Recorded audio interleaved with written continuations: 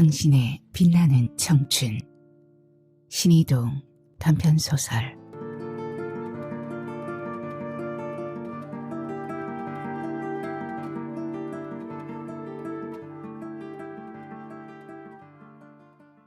아버지는 화가 나 있었다. 소리나지 않는 TV에 시선을 둔 채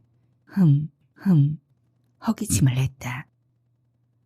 늦은 시간 가요 무대는 끝나가고 있었다. 한때 유명했던 MC는 희끗해지 머리를 하고 여전히 친근한 표정으로 작별 인사를 했다. 세월의 흔적이 그의 얼굴에 드러났다. 깊고 낮은 주름이 그의 얼굴에 그려져 있었지만 전혀 초해 보이지 않았다. 청춘 시절 그의 얼굴을 기억하는 나에게 그는 늙어가는 아름다움을 이야기해 주는 것 같았다. MC의 작별 인사가 끝나자 나는 아버지를 보았다. 80을 넘은 아버지는 TV 속 MC보다 더 나이 들어 보였다. 군데군데 저승꽃이 핀 칙칙한 피부빛에 주름이 깊었다.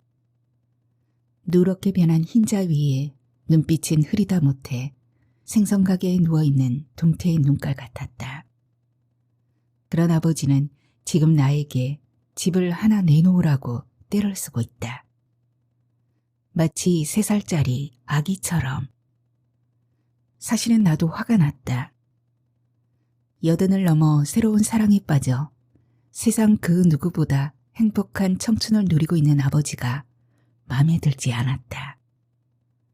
바람 많은 아버지 때문에 끊임없는 열정이 차라리 징그럽게 느껴졌다.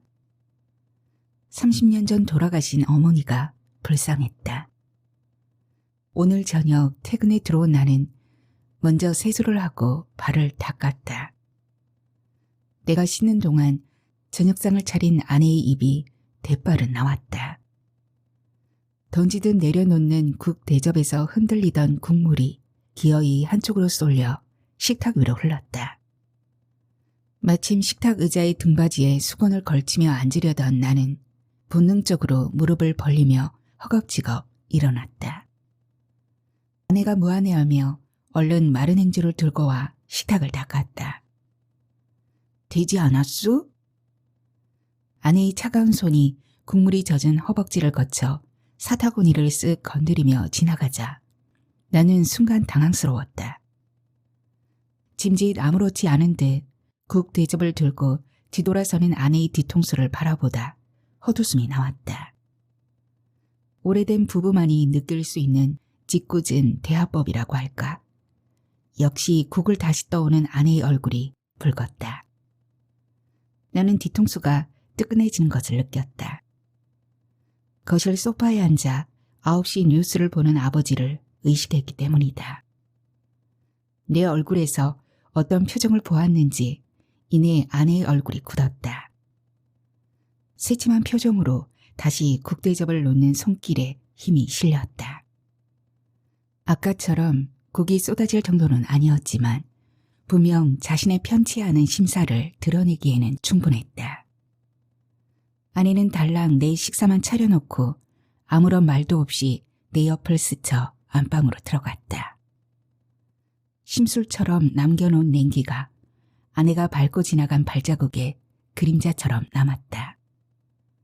냉기는 스멀스멀 내 발목을 휘감았고 종아리와 허벅지를 거치며 올라오고 있었다. 결국 조금 전 아내의 차가운 손이 스치고 간 사타구니까지 침범했다. 오소소 소름이 돋았다. 아내는 내 옆을 지나가면서 일부러인 듯 내 어깨를 건드렸다. 젓가락을 잡았던 손이 반찬을 놓쳤지만 모르는 척했다. 그렇게 무심히 몸의 한쪽을 건드리고 아닌 척 시침을 떼는 것은 아내가 오래전부터 해오던 일종의 언어였다. 무언가 못마땅한 것이 있다고 말하는 잔소리인 것이다. 그것은 또한 동갑내기의 아내만이 내게 할 수 있는 폭력이기도 했다. 조금 전 아내의 얼굴에서 보았던 냉랭한 기운은 불안한 조짐처럼 나를 주눅들게 했다. 식사 후에 닥칠 아내의 잔소리를 예감하면서 오늘 밤의 불편한 기분을 어떻게 풀어낼 수 있는가가 당장 걱정스러워졌다. 나는 낮에 했던 아내와의 통화를 반찬처럼 음미하면서 천천히 저녁을 먹었다. 아버님은 기어이 그분을 모셔왔다니까. 도대체 그 아줌마 뭐야. 내가 인사를 하기도 전에 아버님 방을 뽀로로 찾아 들어가서 겉옷을 벗고 나오지 않겠어? 아무래도 내가 없는 동안 우리 집을 뻔질나게 드나든 게 분명하다니까. 아니면 어떤 방이 아버님 방인지 어떻게 해.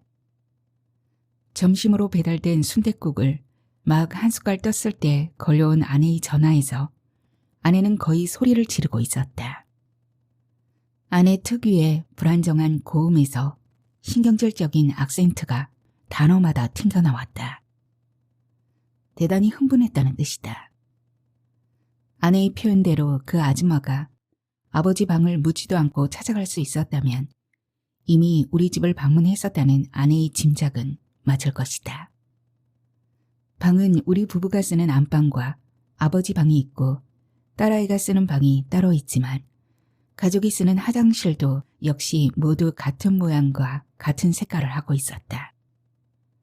또한 아내와 딸은 각자의 방 혹은 화장실에 특별한 장식을 달아놓거나 꾸미지 않았다는 것을 나는 알고 있었다. 아내는 특별히 곰살맞은 성격이 아니었다. 인형이나 펜시 등 작은 소품을 장식하거나 아기자기한 느낌이 들도록 집안을 꾸미는 것을 차라리 경멸할 정도로 싫어했다. 그래서인지 깔끔하고 단조로운 스타일로 집안을 꾸몄다. 지방대학에 나가 있는 딸은 겨우 한 달에 한 번 정도로 제 방문을 열어보지 않는 실정이었다. 더욱이 우리 집은 일반적인 구조의 아파트도 아니고 오래전 소규모 건축업자가 마구잡이로 지어판 빌라라서 구조가 다른 집들과는 많이 달랐다. 모두 똑같이 생긴 방문을 두고 그분이 정확히 목적지를 찾아갔다니 나는 아내의 말에 공감할 수밖에 없었다. 처음 방문한 집에 와서 차를 마시는데 굳이 겉옷을 아버님 방까지 가서 벗고 나온다는 게 이상하지 않아? 아예 자기 집처럼 자연스러웠다니까. 아내는 계속 소리치고 있었다. 아내는 흥분한 정도가 아니고 화가 난 것 같았다. 나는 아내가 왜 이렇게 화가 났는지 모르겠다. 아버지의 연애에 화를 내는 것은 아닐 것이다. 아버지의 연애를 알게 된 것은 이미 반년도 전의 일인데 오늘 새삼스럽게 아내가 화를 낼 일은 아니라는 생각이다. 어쩌면 자신의 공간에 들어선 낯선 여인에게 필요 이상의 신경질을 부리는 것처럼 느껴졌다. 자신도 모르는 사이에 자신의 공간을 누군가 침범했다는 생각이라도 들었던 것일까? 더욱이나 한 번도 아닌 여러 번이라는 사실이 아내는 더욱 마뜩자는 일일 것이다. 아내는 그동안 자신의 공간에 자신이 모르는 사람이 드나들었다는 것은 전혀 상상도 못해본 눈치인 것 같았다. 여인이건 자신의 공간이건 아내로서는 기분이 나쁠 수 있으리라는 생각이 어렴풋하게 들었다. 나는 아내의 기분을 공감하고 있었다. 기어이. 내가 아내의 전화를 들으면서 할 수 있는 단 한마디였다. 예상했던 일이기도 했지만 생각보다 오래 걸렸다는 뜻이기도 했다. 아내가 아버지의 연애사를 입에 올리기 시작한 것은 벌써 반년도 전의 일이다. 집에서 저녁 식사를 안 한다며 이상하다고 계속 걱정하던 아내가 어느 날 무심코 뜯어본 카드 명세서에서 두 사람의 식사값 정도밖에 안 되는 소액이 매일 청구되었던 것을 알게 되었다. 단지 김밥 천국만이 아니었다. 가끔씩 장미장이나 해피텔 같은 목적이 분명해 보이는 글자도 보였다. 아내와 나는 마치 말도 안 되는 변명을 듣고 있는 것처럼 황당한 얼굴을 하고 마주 보았다. 서로의 얼굴에서 거짓말 아니지? 하는 대답을 요구하고 있었다. 실제 우리에게 일어난 일이 아닌 것 같은 비현실감을 떨쳐버릴 수 없었다. 아버지의 나이를 생각건대 이건 내 얘기라고 할 수 없었다. 왜냐하면 우리 형제는 벌써 2년 전에 여러 친지와 아버지의 가까운 친구분들을 모시고 아버지의 팔순잔치를 제법 성대하게 치렀다. 성대하게라는 것은 지극히 나만의 생각이겠지만 그것은 우리 형편의 비교적 경제적인 무리를 하였노라는 설명이다. 그런 무리를 하였던 것은 아버지의 연세에서 우리는 막연히 마지막이라는 생각을 했기 때문이었다. 그러니까 아버지 살아계시는 동안에 마지막 잔치련이 하였던 생각이었다. 그러나 거짓말 같았던 아버지의 연애에 대한 의심은 아버지가 보여주는 요즘의 여러 가지 모습에서 인정할 수밖에 없다고 결론 지었다. 연애를 하면 당연히 하게 되는 아버지의 비밀스러운 대화를 아내가 엿듣게 된 것은 우연이었다. 그 우연의 풍경이 아내에게는 무척 인상적이었던 듯 했다. 가끔씩 감동적인 한 편의 드라마 장면을 그려내듯이 나에게 설명했다. 일요일이었어. 초저녁에 잠깐 잠들었다가 깼는데 다시 잠이 쉬이 들지 않더라고. 주말이라고 잠깐 다녀간 딸의 생각을 하는데 나도 갱년기 때문인지 공연히 허전한 마음이 들었어. 물이나 한잔하려고 나왔는데 베란다에 아버님이 서 계시는 거야. 어두운 베란다의 한쪽에 서서 밤바람을 맞고 있는 아버님의 뒷모습에 걱정이 앞섰지. 깊은 밤이었고 봄이라고는 하지만 아직은 밤 공기가 차잖아. 여든의 노인에게 환절기는 아무래도 조심스러운 계절이니까. 아버님, 감기 걸리면 어떠시려고요? 내가 살짝 베란다의 문을 열면서 말하는데 내 목소리는 결국 아버님의 웃음소리에 묻혀버렸어. 아버님은 내 인기척을 전혀 알아챌 수 없을 만큼 통화에 빠져들어 있었던 거지. 이 깊은 밤에 누구랑 저렇게 재미난 통화를 하시는 걸까? 아버님이 눈치채지 않도록 베란다의 문을 조심스럽게 닫으며 되돌아서려는데 너무 궁금한 거야. 그래서 문을 살짝 열어놓고 어두운 데서 가만히 들어봤어.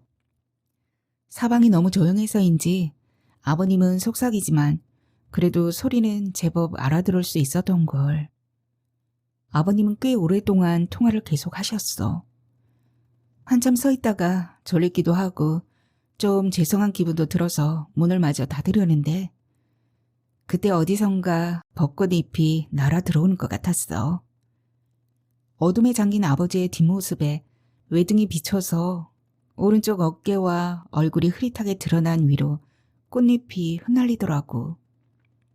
마침 바람이 불어왔는지 라일락 향기마저 풍겨오는 거야.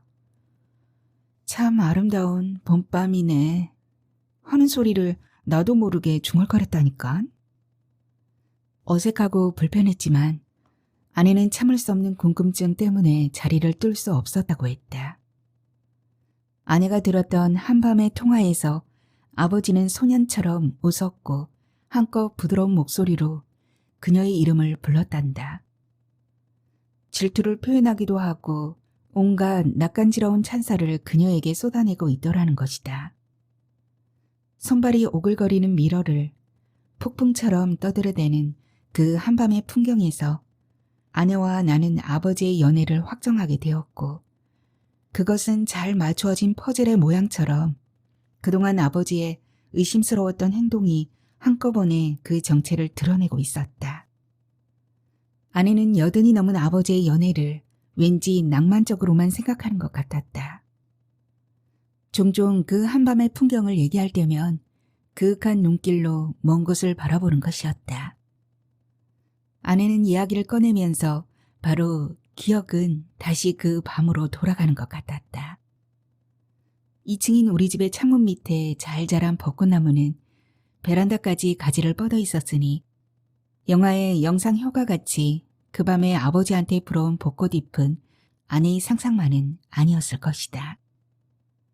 그러나 빌라 단지 어디에도 없는 라일락 향기를 맡았다는 것은 노인들 특유의 냄새를 없애려고 뿌린 아버지의 향수이거나 화장품 냄새였을 것이다. 더욱이나 벚꽃과 라일락이 피는 시기가 다르지 않은가. 그러나 이야기를 들을 때마다 나는 아내에게 특별히 아무런 말도 하지 않았다. 아내는 늦봄의 라일락을 많이 좋아했다. 소담하게 몽우리져 피어나는 연보랏빛의 색깔과 하나하나 앙증맞은 꽃잎들의 모습. 무엇보다 골목도 들어서기 전에 벌써 훅 안겨오는 부드러운 듯 달콤한 그 향기를 특별히 좋아한다는 것을 연애 시절부터 나는 잘 알고 있었던 것이다. 아내는 아버지의 연애에서 어떤 환상을 갖는 것일까? 어쩌면 아내는 어떤 무언가를 원하고 있는지도 모른다는 생각도 들었다. 그러나 여전히 그 이야기를 할 때마다 환상을 담은 듯한 아내의 눈길에는 내게는 아직까지도 생소한 모습이다. 나는 아내가 차라리 차갑다고 표현할 만큼 무척 무뚝뚝한 성격이라고 생각했다. 그런 사람이 아버지의 연애에 대해서, 아니 어쩌면 노인들의 연애를 이토록 관대한 시선으로 바라본다는 게 어쩐지 아내와 어울리지 않는다고 생각했다. 처음에는 이 여자가 나를 놀리나 하는 생각도 들어서 기분이 좋지 않았다. 그러나 그 후로도 아내는 똑같은 톤으로 아버지의 연애를 묘사했다. 아내는 진심으로 아버지의 연애를 응원하고 있는 것 같았다. 나는 아내가 그런 시선을 가질 수 있는 것이 아직까지도 사이좋게 해로하시는 장인과 장모님의 영향이라고 생각했다. 두 분은 항상 다정하고 편안하게 서로를 위하고 배려하는 모습을 보여주셨다. 여전히 사랑스러운 모습으로. 그러나 솔직히 아버지의 연애가 내게 있어 기분 좋은 것은 아니다. 여자든 남자든 80이 넘은 육체에 새롭게 그런 감정을 실을 수 있다는 사실이 믿어지지 않았다. 아버지는 장인과 장모님과는 전혀 다른 상황이지 않은가. 손가락은 관절염에 붉어지고 허리의 힘도 강도를 잃어 구부정한 자세로 걸음을 걷던 아버지의 모습에서 수컷의 매력은 전혀 느껴지지 않았다. 여든의 남성성이라니 절대 어울리지 않는 말이었다. 무릎이 아프다며 매일 갈아붙이던 팥소와 냄새는 또 어떠한가. 주름투성이 아버지 얼굴에 아내가 표현한 소년의 미소를 나는 상상할 수 없었다. 어쩌면 불길하다고 생각했는지도 모른다. 모든 것이 맞듣지 않았다. 그 연애의 당사자가 바로 내 아버지라는 것 때문이다. 벌써 30년이 되어가지만 나는 아직도 돌아가신 어머니의 모습이 잊혀지지 않는다. 더욱이 당신이 어머니 살아계실 때도 두 분이 서로 오순도순 다정한 모습을 보여준 것이 아니었기 때문에 알 수 없는 배신감은 어쩌면 당연한 것이다. 아버지의 연애 이야기를 들었을 때 내 마음은 깊은 곳에서부터 불쾌한 심사가 먼저 따리를 틀었다. 아버지는 어머니와 다정히 지내지 못한 것뿐만 아니라 어머니를 불행하게 한 장본인이기도 했다. 젊은 시절 대단히 호방한 성격의 아버지는 젊은 어머니를 두고도 여럿의 애인을 가졌던 듯했다. 물론 그것이 한꺼번에 여럿의 애인이었는지 혹은 오랜 시간대에 순차적으로 가졌던 애인이었는지까지는 알 수 없었다. 그러나 아버지의 여자로서 어머니의 삶이 참으로 외롭고 고단하였으리라는 것은 짐작하고도 남았다. 어려서는 몰랐던 여러 가지 일들이 나이 들면서 그 사연을 이해하게 되었고, 그러면서 가졌던 아버지에 대한 서운한 감정을 간신히 극복하게 된 것도 사실 오래된 일이 아니다. 결혼을 하고 아이를 낳고 서서히 내 인생에 격한 감정을 스스로 뭉그러뜨리던 중년에 들어서면서부터였음을 나 자신도 알고 있었다. 식사는 끝났지만 나는 식탁에서 일어나지 않았다. 천천히 물을 마시면서 가만히 앉아 있었다. 내가 저녁을 마쳤을 시간을 알고 아내가 식탁을 치우려고 나올 만도 한데 안방에 들어간 아내는 움직임이 없다. 나는 내가 냉장고를 열고 반찬들을 다 넣어야 하나 아니면 아내가 나오기를 기다려야 하나 생각하고 있었다. 물 한 컵을 다 마시고 난 후 나는 식탁 한쪽에 쌓인 반찬통들의 뚜껑을 들었다. 반찬통들의 제짝을 찾기가 무척 어려운 일이라도 되는 듯이 나는 제각기 모양이 다른 뚜껑들을 이리저리 뒤집으며 천천히 맞춰보고 있었다. 그러고도 한참이 지나도록 안방문은 여전히 열리지 않았다. 나는 뚜껑을 다 맞춘 반찬통들을 냉장고에 넣기 위해 자리에서 일어났다. 의자가 밀리는 소리를 들었는지 거실에서 TV를 보던 아버지가 나를 불렀다. 이리 와 봐라. 아버지는 내가 저녁 식사를 마치기를 기다리기라도 한 것일까? 갑작스런 아버지의 목소리에 움찔해진 나는 침을 한번 삼키고 천천히 네 하고 대답했다. 대답을 하고도 나는 아버지를 향해 가지 않았다. 조심스럽게 냉장고를 열어 반찬통들을 넣고 밥그릇과 국대접을 들어 설거지통에 담았다. 그런 뒤 수도꼭지를 틀어 빈 그릇 안에 물을 채웠다. 그러고도 여전히 뭉그적거리며 행주를 갖고 식탁을 꼼꼼히 닦았다. 아버지가 나를 쳐다보고 있다는 것을 느꼈다. 나는 다시 물컵을 들어 설거지통에 담고 수도꼭지를 비틀었다. 9시 뉴스가 끝났는지 소란스러운 광고 방송이 쏟아지는 수돗물 소리를 비집고 경쾌하게 떠들어대고 있었다. 얘야. 기다리던 아버지가 다시 한번 나를 불렀다. 조금 전 이리 와 봐라 하고 부를 때보다 목소리가 한 옥타브 높아졌고 한 톤 커졌다. 나는 다시 움찔하여 서둘러 수도꼭지를 잠갔다. 거실 쪽으로 몸을 돌려 한 걸음 내디딜 때마다 광고 방송의 경쾌한 소리가 더욱 크게 들려왔다. 천둥 소리처럼 우르릉 울려대고 있었다. 소리는 내 머리를 때리는 듯 지나치게 커서 차라리 짜증이 날 정도였다.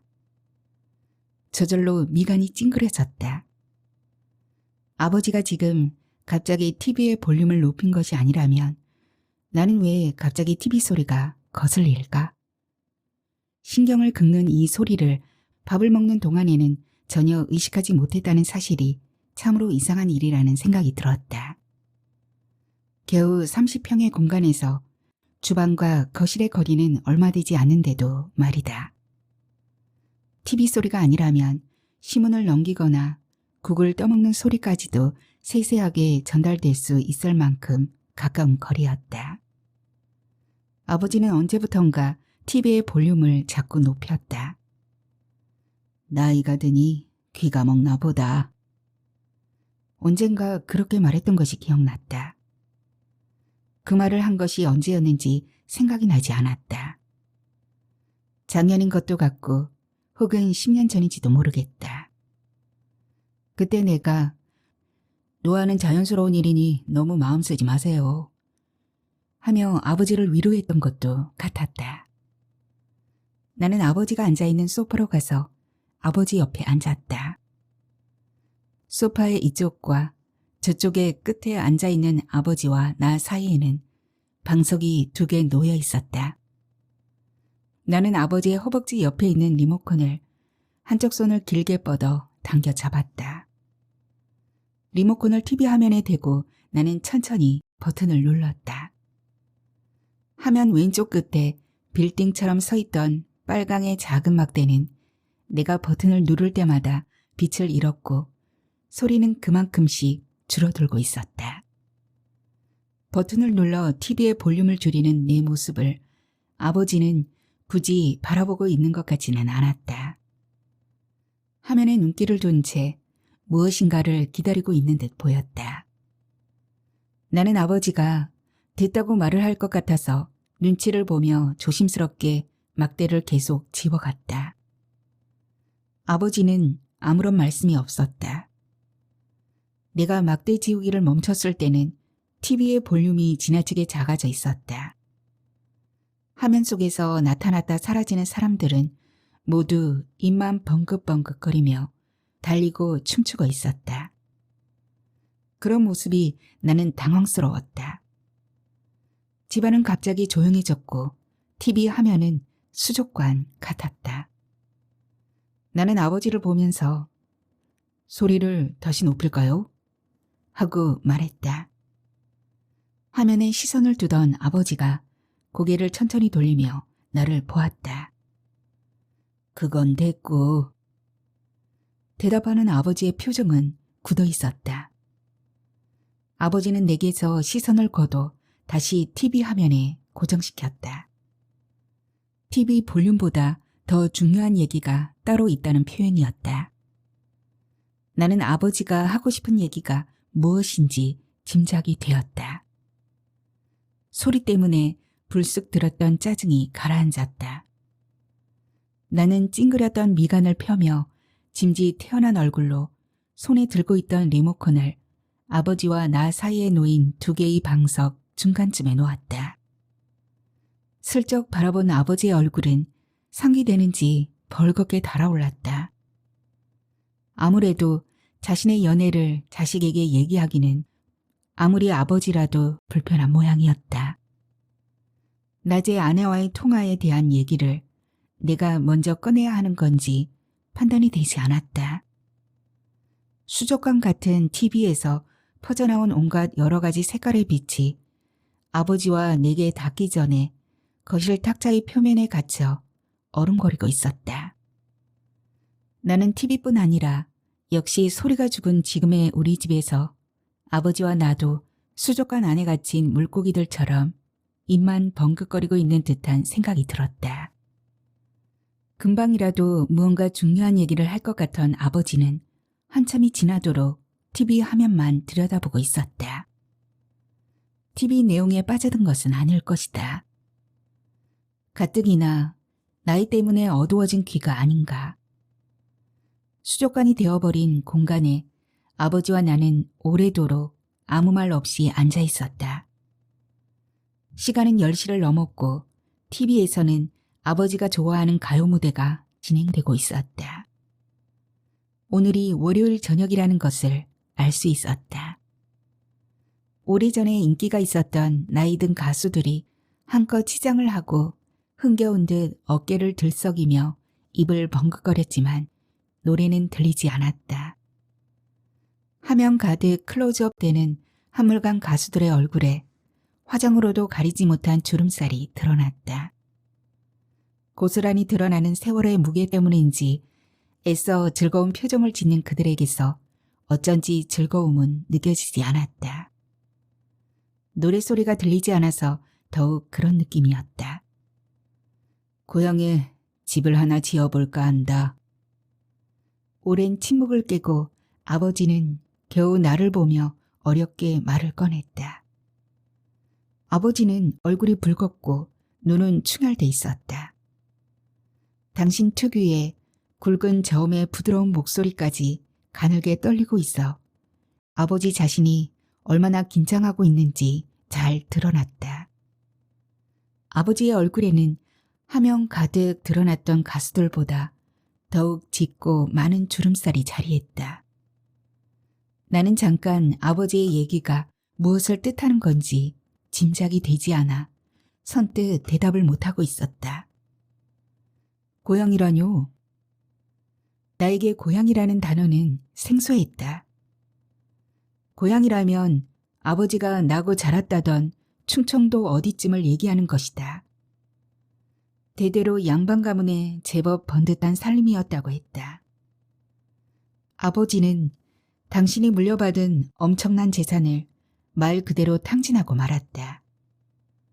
당신의 표현이라면 사업을 하다 뜻대로 되지 않았다는 것이지만 사업이라는 것을 자세히 들어보면 한마디로 일확천금을 꿈꾸는 헛된 야망에 사로잡혀 어리석게 사기를 당한 것에 불과한 것이었다.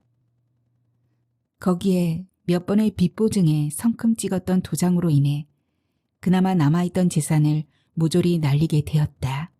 모조리 날리게 되었다. 도망치듯 서울로 이사하는 아버지를 따르는 어머니의 등에 업힌 나는 겨우 초도를 지날 무렵이었다고 했다. 어찌되었건 내가 기억하는 한 아버지는 늘 가난했고 무책임했다. 그런 고향에 아직까지 집을 지을 만한 땅이 남아있다는 것은 무리였다. 그런 땅이 있었다면 아버지 성격에 무슨 일을 벌였어도 여러 번이었으면 짐작되는 일이었다. 어리둥절한 표정의 내 얼굴을 보더니 아버지는 답답하다는 듯이 한숨을 쉬었다. 잠시 내 표정이 일부러 그런 것은 아닌지 살펴보는 것 같았다. 여전히 표정이 풀리지 않는 나를 다시 보는 아버지의 얼굴에 슬며시 미소가 돌았다. 아, 네 어머니 산소자리 쓰던 거기 있지 않냐? 아버지의 목소리가 은근했다. 나는 머리를 한 대 얻어맞은 것 같은 충격에 잠깐 어지러움을 느꼈다.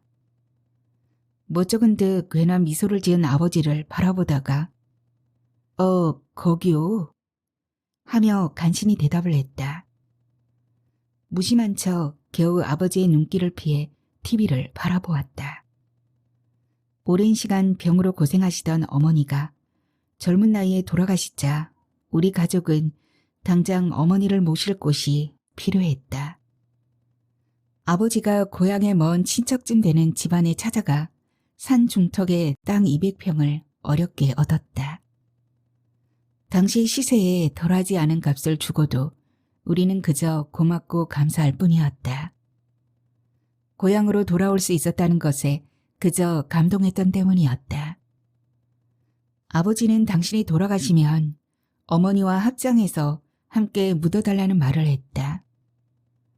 젊은 시절 다른 여자들에게 아버지를 빼앗겼던 어머니가 뒤늦게라도 아버지 옆에 있게 되어 잘했다는 말을 하며 동생은 아버지의 말에 감동까지 했었다.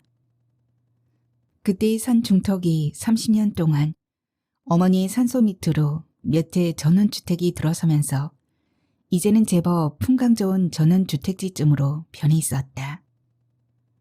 그러다가 5년 전 문중에 납골당이 만들어지면서 어머니의 위패를 납골당에 모시게 되었다. 어머니의 산소 자리는 그대로 비어 있었던 것이다. 늙은 가수들은 여전히 행복한 표정으로 노래를 부르고 있었다. 반백의 머리를 가리지 않고 당당히 노래를 부르는 여자 가수의 얼굴에 어머니의 모습이 오버랩되었다. 아직 살아 계셨다면 어느 정도쯤 되었을까? 어머니의 늙은 모습을 가늠해 보지만 전혀 짐작이 안 되었다. 돌아가시던 그 즈음에 50살이 조금 넘은 어머니의 모습에 주름살을 아무리 덧대어 그려보아도 어머니의 늙은 모습은 더 이상 상상이 되지 않았다. 나는 문득 어머니를 기억해 보는 것도 참으로 오랜만이라는 생각을 했다. 어머니는 바람 많은 아버지 때문에 참 불행했던 청춘을 보내셨다. 그런데도 아버지는 그 바람이 아직도 잠들지 않아 어머니 계셨던 곳에 새로운 보금자리를 꾸며보겠다고 꿈꾸고 있었다. 이런 사실을 어머니는 아실까 생각하니 가슴이 답답해왔다. 소리 없는 TV 위로 어린 시절의 사파 하나가 어른거렸다. 7살 무렵의 어느 날 새벽에 어머니는 나를 깨웠다. 삼거리에 있는 막걸리 집에 가서 아버지를 모셔오라는 심부름이었다. 어린 나는 술주머니를 두드리며 아버지를 불렀다. 한참 후에 난닝구 바람에 아버지가 나와서 내 뺨을 때렸다. 눈물을 흘리며 무심히 들여다본 술집 안의 방에는 이부자리가 갈려져 있었다. 집으로 돌아오는 길에 오래도록 생각해봐도 나는 아버지가 나를 때린 이유를 알 수 없었다. 울면서 돌아온 나를 어머니는 말없이 안고 있을 뿐 어떤 말도 하지 않았다. 그 후 어머니는 나에게뿐 아니라 동생에게도 2번 다시 아버지를 모시고 오라는 심부름은 시키지 않았다. 그 새벽의 풍경을 나는 오랜 후에 이해하게 되었다. 아버지에게 맞은 나의 뺨을 말없이 어루만지며 어머니가 가졌을 슬픔이 때때로 가슴을 먹먹하게 물들였다. 집은 뭐 하시게요? 여전히 TV에 시선을 둔 채 나는 아버지에게 물었다. 아버지는 무릎 사이에 두 손을 맞대고 천천히 손바닥을 비비고 있었다. 좌우의 손바닥이 위아래로 교차될 때마다 어깨가 번갈아 오르내렸다. TV를 볼 때마다 무심히 하는 아버지의 행동이었다. 평소에 아무렇지 않게 보아오던 아버지의 행동이 문득 눈에 거슬렸다. 가슴 저 아래 어딘가부터 스멀스멀 불편한 감정이 올라오고 있었다. 미간이 찡그려지고 있음을 느꼈다. 나는 눈을 감고 내 안의 감정이 스스로 잠잠해지기를 기다렸다. 내가 내려가서 살려고 그런다. 아버지의 대답에 나는 감았던 눈을 떴다. 여든 넘은 노인네가 혼자 어쩌시려고요. 지금 집에 그럴 돈도 없고요. 혼자 내려가시는 건 위험해서 안 돼요. 그냥 여기 계세요. 나는 작지만 단호한 목소리로 대답했다. 내 안의 화가 제 스스로 넘치지 않기 위해 안간힘을 써야 했다. 그런 노력이 목소리에 힘으로 실려 딱딱한 목소리로 드러났을 것이다. 내 목소리에 귀가 눌렸는지 아버지가 움찔 물러나는 기색이 역력했다. 평생 사업을 한다고 밖으로만 돌아 집에는 전혀 보탬이 되지 못한 아버지였다. 어머니는 돈이 되는 일은 술장사 말고는 모두 다 할 수 있다고 늘 말씀하셨다. 아마도 아버지의 애인이 대부분 술집의 여자들이어서인지 어머니는 술집만큼은 손사래를 치며 부정했다. 손맛이 있는 어머니의 식당은 제법 손님이 많았고 우리 형제는 책임감 없는 아버지의 빈자리를 전혀 느끼지 않으며 어머니와 함께 살 수 있었다. 말없이 TV만 향한 채 아버지는 가끔씩 흠흠하고 헛기침을 했다. 무언가 마음에 안 드는 상황이 있을 때면 그랬다. 내가 아버지의 말을 한마디로 거절한 것에 아마도 화가 난 것 같았다. 고향에 아버지 혼자 내려가지는 않으리라는 것도 나는 알고 있었다. 그러나 아직 아버지의 그 아줌마를 나는 만난 적도 없었고 아버지에게 그녀의 존재를 설명 들은 일도 없었기에 내가 그녀의 얘기를 먼저 할 수는 없는 일이었다. 나는 아버지가 이쯤에서 그녀의 얘기를 할 것도 같은 생각이 들었다. 마침 오늘 낮에 다녀갔더니 더욱 그런 느낌이었다. 그러나 아버지는 더 이상 아무런 얘기도 없이 그저 앉아 있었다. 소리가 없는 TV는 여전히 수족관처럼 뻐끔거렸고 서로를 이해할 수 없는 아버지와 나 사이에는 여전히 방석 2개가 있었다. 가요 무대가 끝나고 아버지는 둘 사이의 중간쯤에 있던 리모컨을 들었다. 전원 버튼을 눌렀는지 파 소리와 함께 TV가 꺼졌다. 수족관의 물고기처럼 벙긋거리던 모든 사람들이 일시에 사라졌다. 아버지는 이내 아무런 말도 없이 소파에서 일어나더니 굽은 등을 하고 한쪽 다리를 끌듯이 걸었다. 조용한 집안의 실내화를 끄는 아버지의 발자국 소리가 기차 소리처럼 들렸다. 아버지는 화장실 앞을 지나 자신의 방으로 기차 소리와 함께 들어갔다. 방문이 닫히고 일시에 정적이 찾아왔다. 오늘이 지났다고 끝이 아니라는 것을 나는 알고 있었다. 아버지는 앞으로 몇 날을 계속해서 똑같은 얘기를 할 것이다. 나는 아버지처럼 흠흠 헛기침을 했다. 사실은 나도 화가 났다. 여든이 넘어서도 전혀 수그러들지 않는 아버지의 인생에 대한 욕구는 참으로 대단하다는 생각이 들었다. 그것을 존경해야 하는 것인지는 알 수 없지만 나에게는 불편한 것이 사실이다. 나는 소파에서 천천히 일어났다. 거실에 불을 끄고 잠시 서성거렸다. 뜻밖의 찾아온 어둠에 모든 것이 잠겼다. 잠깐의 시간이 지나자 어둠을 뚫고 밖에서 들어오는 흐릿한 빛이 사물에서 반사되었다. TV도 소파도 거실 중앙의 탁자도 서서히 모든 것이 드러나기 시작했다. 밖에서 들어온 빛이 가로등인지 달빛인지 분간이 되지 않았다. 무슨 빛이어도 상관없었다. 조금의 빛만으로도 사물은 받은 빛을 반사시켜 제 형태를 드러내고 있었다. 침착하게 드러나는 거실의 모습은 모든 것이 정상으로 되었다는 듯 고요하고 평화로웠다. 내 안에서 출렁이던 알 수 없는 노여움도 가라앉는 듯 했다. 여전히 펴지지 않았던 미간을 바로하며 안방을 향해 걸었다. 침실등만 켠 채로 흐릿한 안방에는 아내가 들여다보는 핸드폰이 뿜어내는 푸른빛이 반짝였다.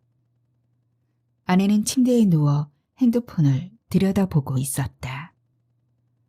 딸과 문자를 하는지 게임을 하는지 인터넷 검색을 하는지 알 수 없는 아내의 얼굴이 핸드폰의 빛에 푸르게 빛났다. 아내는 내가 들어오자 핸드폰을 끄고 나를 보았다. 아직까지도 잠들지 않은 아내는 나를 기다리고 있었던 듯했다. 아내가 누운 침대의 안쪽 비어있는 내 자리를 찾아 나도 누웠다. 아버님이 낮에 다녀간 그 아줌마 얘기해? 아내는 하루 종일 내게 보였던 히스테릭한 모습이 거쳐 있었다. 나는 아내의 다정한 말투에 저절로 한숨이 나왔다. 긴장이 풀린 안도의 한숨이었다. 한숨은 가슴 깊은 곳에서 올라왔다. 미처 거치지 않았던 나머지의 노여움과 사그라지지 않은 화가 한숨과 함께 옅어지는 듯 했다. 신경질이 없는 아내의 모습이 문득 대견하고 사랑스러웠다. 아내의 질문에 고개를 흔들어 대답을 하자 아내는 그럼 무슨 얘기를 여태 했어? 하고 다시 물었다. 아내의 얼굴에 드러나는 궁금한 표정에 나는 웃음이 나왔다. 아내는 더욱 궁금해 죽겠다는 표정을 했고 나는 그런 아내의 얼굴을 보면서 아랫도리가 뻐근해지고 있음을 느꼈다. 그건 됐고. 나는 비실비실 새어나오는 웃음을 참으며 아내의 손을 잡아 끌었다. 당겨진 손에 끌려온 아내가 내 가슴팍에 엎어졌다. 이 양반이? 아내가 주먹으로 내 가슴을 치며 조그맣게 소리쳤다. 당황한 아내가 내게서 몸을 떼려 하자 나는 소나기에 힘을 주어 아내를 더욱 당겨 안았다. 가슴에 안긴 아내의 상의 밑으로 손을 쓱 밀어 넣었다. 손바닥에 아내의 가슴이 잡혔다. 나이 들어가면서 탄력은 잃었지만 여전히 보드라운 아내의 가슴을 나는 손바닥을 펴며 부드럽게 쓸었다.